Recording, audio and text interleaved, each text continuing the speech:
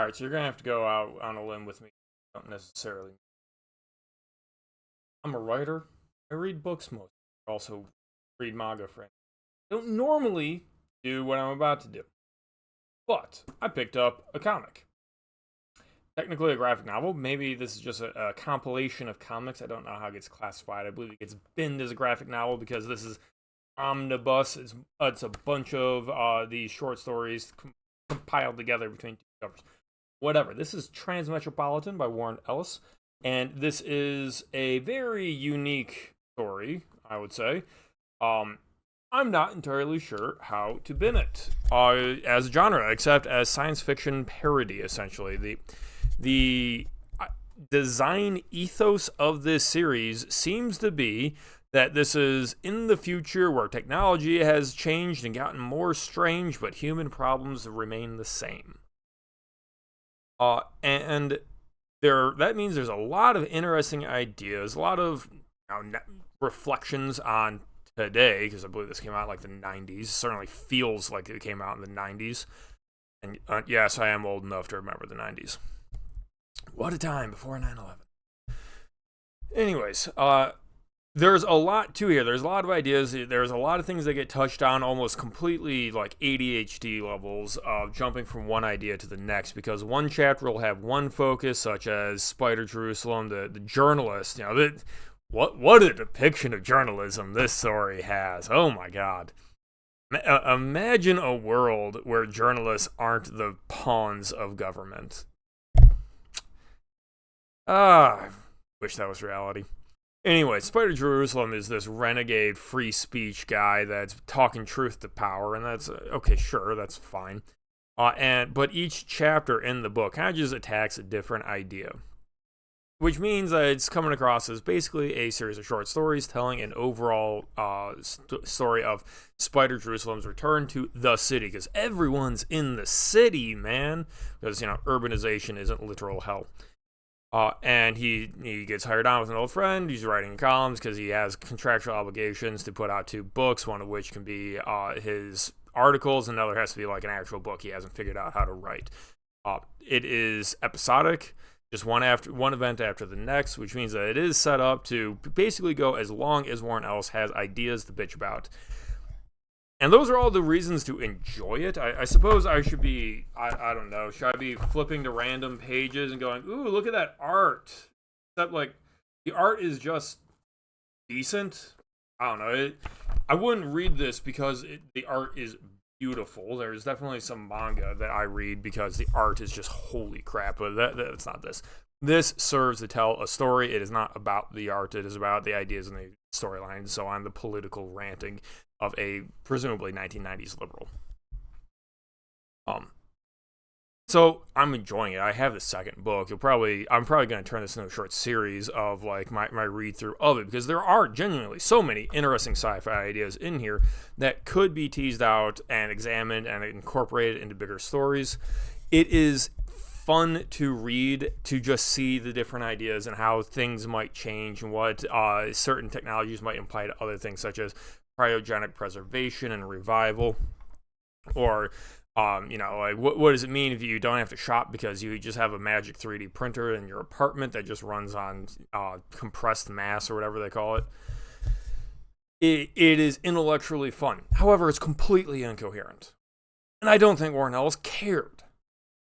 Like I said at the beginning, the idea is that the technology changes and technological problems are solved, but human problems aren't, even though they really, really should be. Like, at the end of this omnibus here, or this compilation volume, whatever it's called, there's this entire plot arc about the fact that in the past, Spider Jerusalem got a police dog his nuts cut off.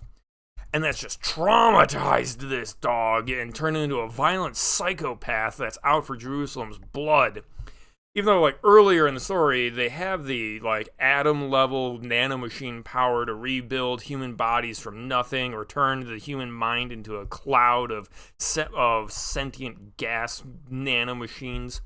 And somehow they can't make a new set of balls for the police dog. Yeah, so my conclusion on reading this story is that You can enjoy it, but you should not be looking to hold it for consistency. There just is never an attempt to say, and look, and this is impacting multiple things. No, every chapter is a self-contained idea of some random piece of technology that Warren Ellis came up with and is playing with. This very much feels like a creative's playground that they didn't want to deal with rigorous world building, and you shouldn't bother to worry about it either. Like, for example, it's say that they discovered aliens, but at least in Volume 1, and I believe also in Volume 2, there's no space travel for, no apparent reason. There's also no explanation of, how big is the city, how do you get around, if everyone lives in the city and everyone is just using 3D printers, what is the economy? It's just not addressed. You just take for granted that people are in the same level of relative poverty that New York City was in the 1990s. So, I'm trying to get into Western comics, and by which I mean I'm trying to hit some of the big hitters, ones that are easily obtained and reprints and deluxe editions. I'm not going to be digging through old comic shops, used comic sales to try and complete a collection. I want to grab some of the bigger stories that are freely available on Amazon, such as TRANSMETROPOLITAN. You'll probably see me pick up Judge Dredd or something, because theoretically, if they have stuck around enough that people want to keep buying them, that because they're good, or maybe I'm reordering this wrong, if they're good, people want to keep buying them, they end up getting reprinted with some cleanup and improvements.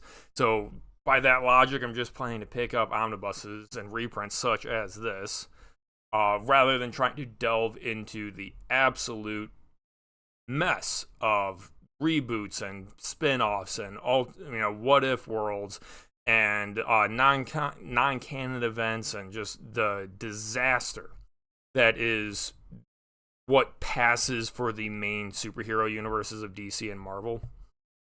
I'm just not interested in that garbage. They change it too much.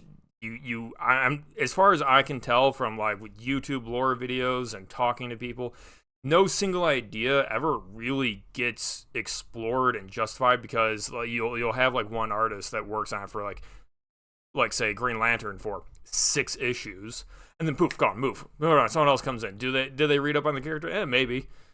Here's new ideas that they're bringing to the table and put their artistic mark on it. It's just but I want a full consumption here, and doesn't sound like I can really get that from, say, keeping up on current releases. So I'm just not going to. I'm going to dig into old classic ones that theoretically I can put the title up and I'll have a lot of viewers go, hey, I recognize that. I should tune in. I should hit that like button, and I should subscribe. Because, I think I have some interesting points, maybe. Except there's nothing much to discuss in the plot of TRANSMETROPOLITAN, to bring back on subject here, because there almost is no plot. What am I supposed to do? Dig into each micro story and go, man, it was really annoying when he's portraying the president like this as some incompetent with prostate problems in the urinal, and Spider just breaks in there because, what is the Secret Service good for? No one really cares. It's just the author wanted to make a rant. Do I think there are some good ideas? Yeah. Do I think there are some bad, like the foglets and all that? What is the logical limit of transhumanism? Where you reduce it's just the mind, man. I think that's interesting. There's some meat to that can be teased out, but the entire premise of, these people from the distant past who froze their brains for a distant future where their body could be rebuilt, because anything's possible in the future. And then they just can't adapt, and they're living in these horrible hostels of despair and depression. And it's just I just don't buy that. It's talking about how the generational disconnect is what he's trying to do, but it's to such a silly degree that I was just kind of moving on. But reading it as a creative, as a science fiction author, like I said at the beginning here, I do kind of enjoy just grabbing onto one random idea after the next. It is more like an idea harvesting phase than actually expecting something deep and consistent from TRANSMETROPOLITAN. But I believe, as I've been told, that the later series start getting into more of a coherent plot, which is very common with these kinds of parody stories where the author has just a bunch of ideas that they just throw at you, and then as they run out of that, they have to rely on a more traditional, structured story of events and characters, rather than going, oh, and this is my rant about religion, and this is my rant about transhumanism, and this is my rant about the president, this is my rant about the police cracking down on breakaway weirdos. You run out of those ideas. Then you have to, you got to pull out old reliable of, oh, I'm depressed and people want to kill me or something. I don't actually know where it goes. You should subscribe so you can tune in next time when I review Transmetropolitan 2. And also, let me know in the comments below if you have any suggestions for, big hitter omnibuses that I can get, such as I've been recommended 2000 AD from the Judge Dredd series. I'm looking for how to get that for less than an arm and a leg. But let me know the ones that are actually good that you think are actually good and worth picking up. Like I said, I don't want the standard release cape crap. Give me the good stuff, please. Until then, cheers.